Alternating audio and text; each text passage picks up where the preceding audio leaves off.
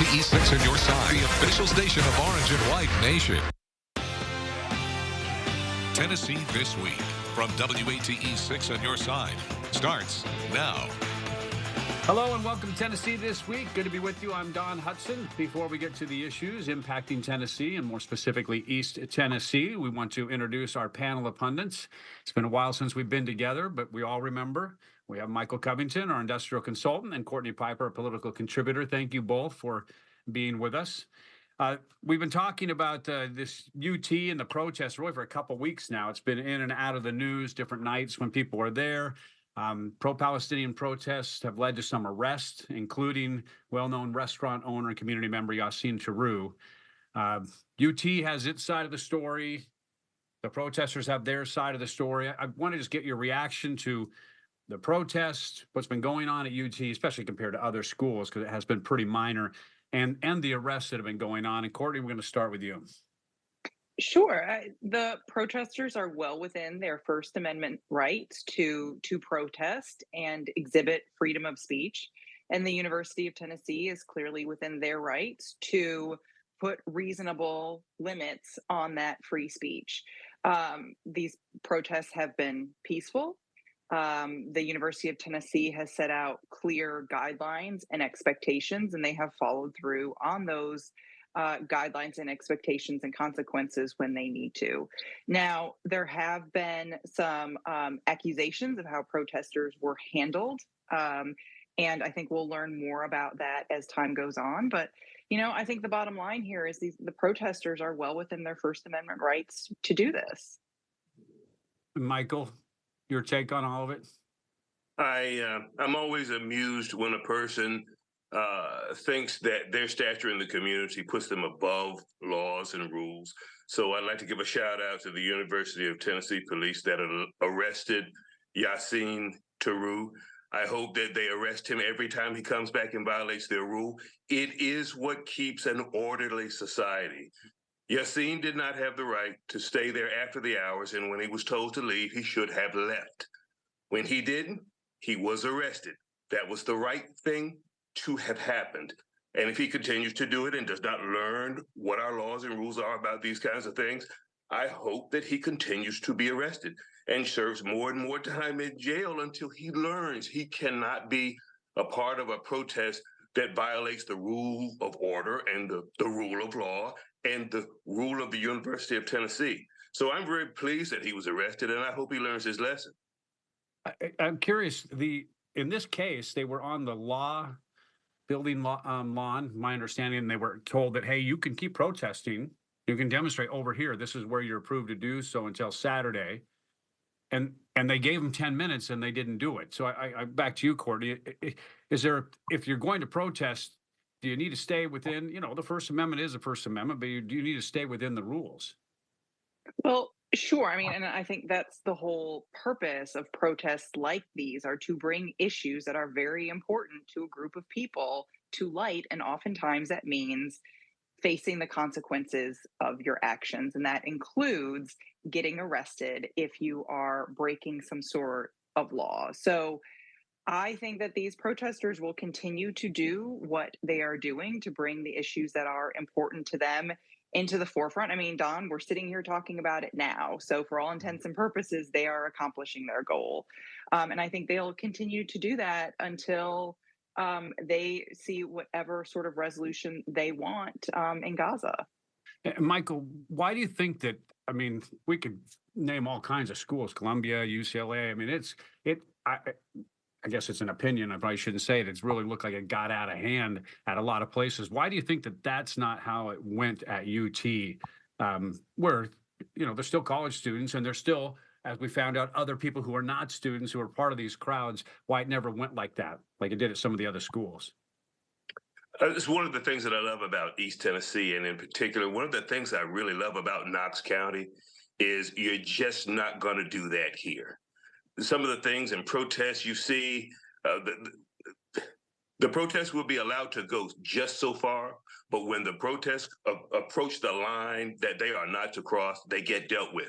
And I'm really happy to live in a place where people like Yassine, who has national notoriety for what he's accomplished here, felt as though he could place himself above the law, and that's just not going to happen here. And that's the rule for others who protest. The 9 who got arrested before that. The reason it does not happen here is because we're not going to have that here.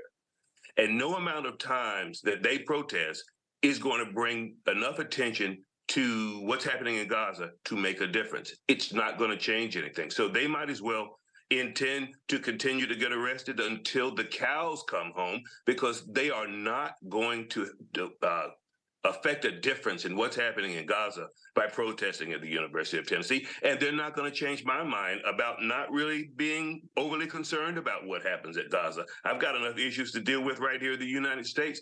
I don't need to be concerned with what Yassine Taru and other Syrian refugees or Palestinians have about what's going on in Gaza.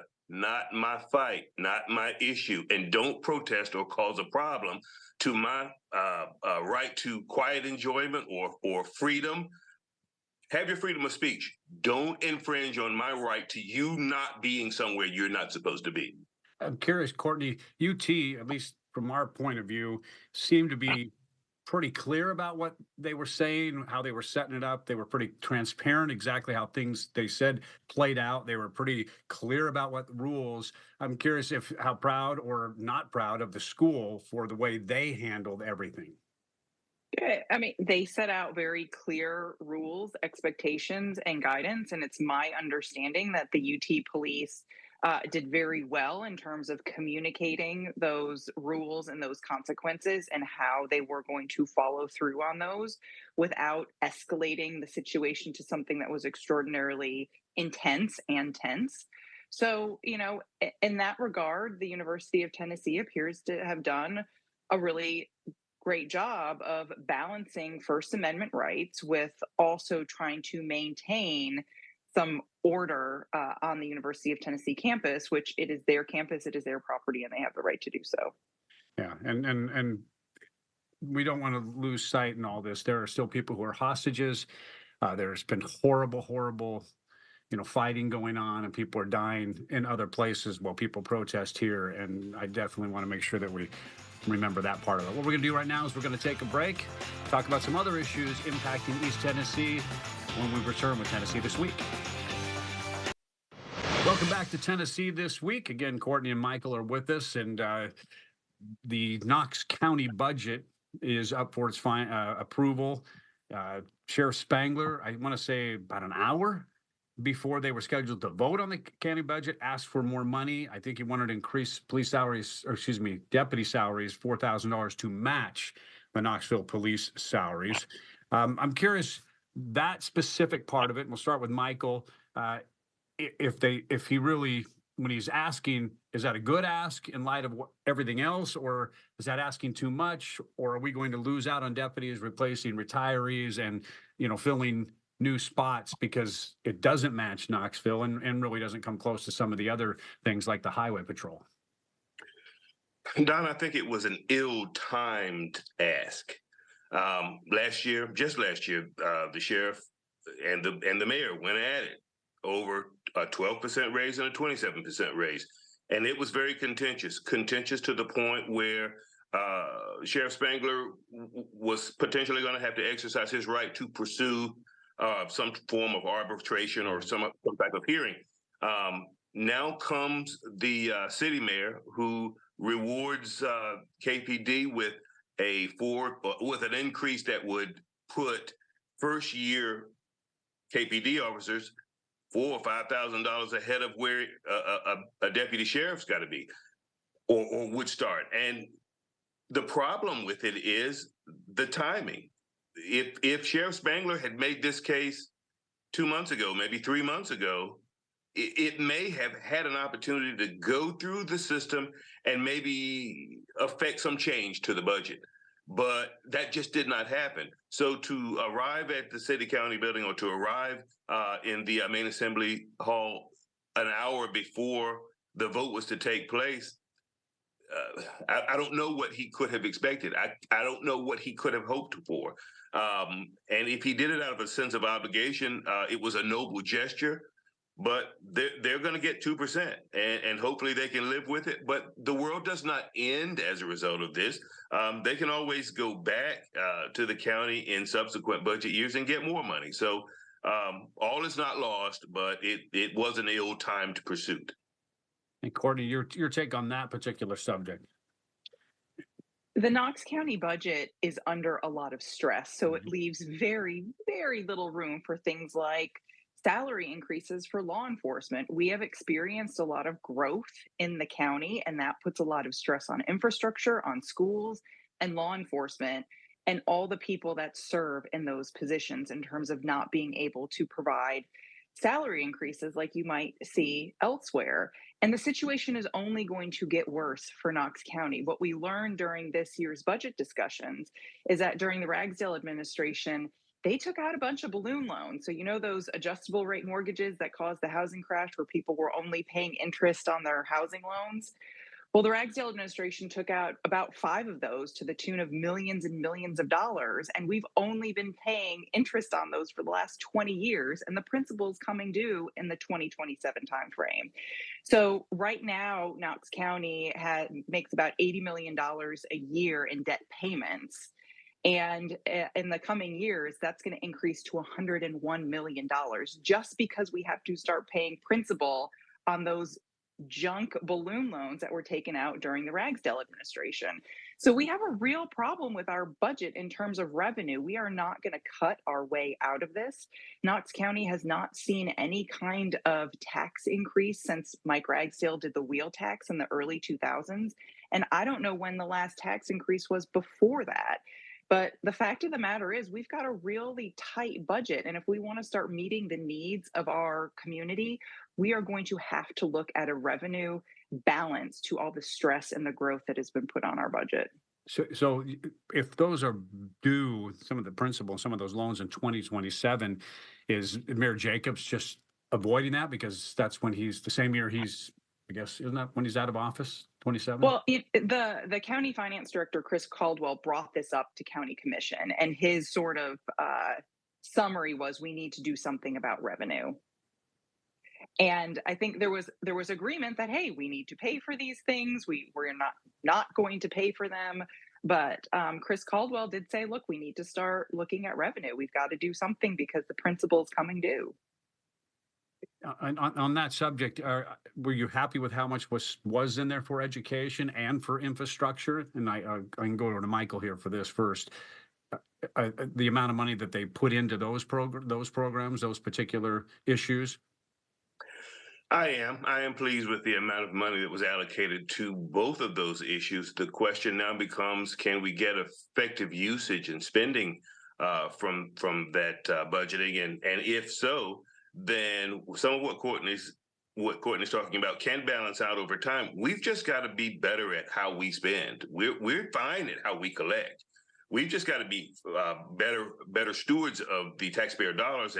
And what Mike Ragsdale did is not uncommon in municipalities. But the thing is, you've got to monitor that kind of thing such that you don't come right up to when those large sums of money are due, and then suddenly you've got a budget crisis. That's what Chris is trying to avoid. Heck, it may have benefited from mentioning this a year earlier, when the sheriff was getting 27 and 12% respectively in terms of raises for the deputies. So it's how we spend our money. There's no shortage of money. It's how we spend it. Do you agree with that, Courtney? I don't think we're going to find $20 million in the couch cushions. You know, I was pleased to see that we are starting to compensate our public servants better. We expect a lot of them, and their compensation should align with our expectations. But, you know, there are roads in Knox County that are on an 80-year repaving schedule because we just can't afford to do anything better or faster. Go drive around Hardin Valley during tense rush hour or around school times, and you can't get from point A to B in any sort of timely manner. So we've got some real challenges in terms of infrastructure. if the population grows like we expect it to, we're going to need to build more schools. We can't scrimp and save our way to cobbling together a new school. And schools are expensive to build, they're large infrastructure projects. So we've got some real needs in this county, and we're going to need to take a serious look at our revenue. Michael, last word on that subject. Well, I am concerned about our getting to a certain point of friction where we really do have to have election cycles where candidates feel comfortable saying, if necessary, I may need to raise some revenue. I may need to deal with the shortfall. I've seen several instances where Mayor Jacobs has attempted to do that, and almost every time you try to reshape the budget to trim fat, someone gets hurt, some groups get hurt. Mayor Jacobs did some adjustments to the payments to different hospitals for indigent care. Well, that created a crisis, a short-term crisis, just for Cherokee Health that handles a lot of those patients. So we need to be good stewards of the taxpayers' dollars, but we also need to be realistic about the fact that inflation is affecting a lot of what we're doing, and a lot of the free spending and borrowing that happened 20 years ago. It's going to have to be dealt with. All right. Thank you, Michael. Thank you, Courtney. We'll take another break and be right back. Welcome back to Tennessee This Week. For our last segment here, the results of the Vanderbilt University semi-annual poll just came out here. The spring 2024 period, I guess is what they call. About 1,000 registered voters, several different questions about candidates and priorities. I'm curious because I know you both have looked at it from an overall perspective. Your reaction to basically all of the response from on various subjects from different people. Courtney, we'll start with you. Yeah, for quite a while on this program, I've talked about how some of our elected leaders in Nashville, their votes don't necessarily line up with public opinion. And that I predicted that we might see a shift in how people start to vote.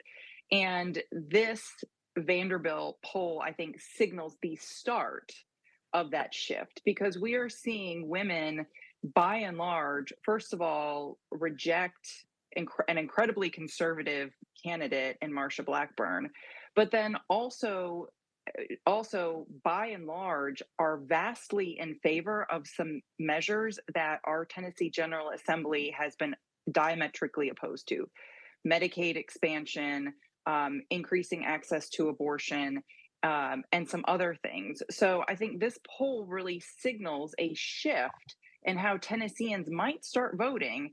And, the people who are currently elected to go to Nashville for us better take notice because this is how things change. They don't change overnight. They kind of creep up on you. And, this is public opinion is speaking loud and clear. And this will be a shift. This is the beginning of a shift and a transition into Democrats perhaps winning back a few more seats. Michael, do you see it the same way? Well, I see the poll as being interesting, but I think the trend in this election cycle, and maybe just barely beyond this cycle, will be impacted by the Supreme Court ruling on abortion. I think Courtney's right that Tennesseans, by and large, are in favor of individuals being able to have an abortion. But when you look at the Vandy poll looks at two universes. The first universe is of all voters. And among all voters, male, female, Democrat, Republican, the numbers are 51-40 for Blackburn over Johnson. But then an anomaly happens amongst women. Women favor Johnson 49-43. Well, okay, when you look at that smaller universe of just women, and I don't even know how that's segmented, it's still a vast victory for Marsha Blackburn. Beyond that, as it relates to the abortion issue, we're seeing more women are voting for Democratic candidates who favor stronger abortion rights. On the flip side of that, young men under the age of 30 are not voting in that way at all. So what we are having is a divide in how men vote versus women voting, older women favor an expansion of Medicaid. On the other hand, men don't favor it quite as much. And I imagine it's more because women see a greater value in seeing a doctor and men see a greater value in not participating in another expansion of government programming. So you can look into the tall grass and see a little bit more clarity in terms of how the trends are leaning. But the bottom line is everything's pretty much status quo. There is going to be a little bump for Democrats or liberal leaning folks who favor abortion. There is going to be a bump in this election cycle, but I do not think that bump will overcome the overwhelming feeling that the country is going in the wrong direction and that we need a change in leadership. If I look at this poll as a strategist and I'm trying to figure out, how to pick up more seats, how to pick up more votes, what it tells me is get women out to vote. That if you get women out to vote, it could change the result of an election. So I see this as Democratic candidates, you better start strategizing on how to get women out to vote if you want to win your races, because they could make the difference between a W and an L. I'm curious because on the gun issue, the different numbers there, around 47% of all polled voters said they supported arming teachers, and around 47% of polled voters opposed it. You're basically 47% are saying, okay, let's have a teacher have that ability, and 47% were saying, no way. Does that surprise you? It surprised me that it's so evenly split, because I believe that the state legislature did this in response to the Covington school shooting, right. Some short-sighted, ill-sighted response to making schools safer. And, we heard a lot of opposition to it. And so the fact that it's this even split is quite interesting to me. Now, one of the reasons could be we have some very well-informed people who are getting polled, and they've actually read the law, and they realize how difficult it is to actually get this done. For the individual, for the school system, the superintendent of the school system would have to sign off on it, right, in addition to the principal. So, it's really interesting that folks appear to be evenly split on the matter. Michael, your take on that? I think there's a good deal of confusion, and the confusion is the cause for it being so closely aligned, for the split being so close. I still think that we're overlooking the fact that the state legislature did not, in the general session or the special session last year, accomplish anything on gun safety. And I think they didn't accomplish anything because they could not figure out what would be substantive enough to make a difference. I also think that the refusal to release the Covenant shooters manifesto was a hindrance to actually getting something done. And I understand the lawmakers who feel as though it would not be appropriate to make substantial changes to gun laws as it relates to this particular deadly force use. But the bottom line is, we don't know why that person did that. And lawmakers want to know before they do anything really across the line. They want to know if there was something that the public should know about what transpired and why it transpired. As Courtney said, it's split down the middle, and it doesn't really make any sense that it's split down the middle. But again, I think there's a measure of confusion about all of the different aspects of what goes into making this happen. Do we ever see that manifesto or in a timely fashion, say before the next general session, and do we learn something from it? I think if we see it, we get something done. I think if we see it, there'll be a reason to get something done. We need to know what motivated that person to walk into that school if we're going to change laws about gun possession as it relates to that. And Courtney, but here's the thing, that person is never going to walk into another school again. So we should not be making a law based on one person's motivation. We need to understand how the person had access to these firearms, and we do understand that. I don't think the manifesto should be made available or public because it will inevitably leak on the internet, and then you give this person immortality, and that's not good. Well, on that subject, since we're down to just a few seconds, we're just going to leave it at that. Michael, thank you so much. Courtney, thank you so much.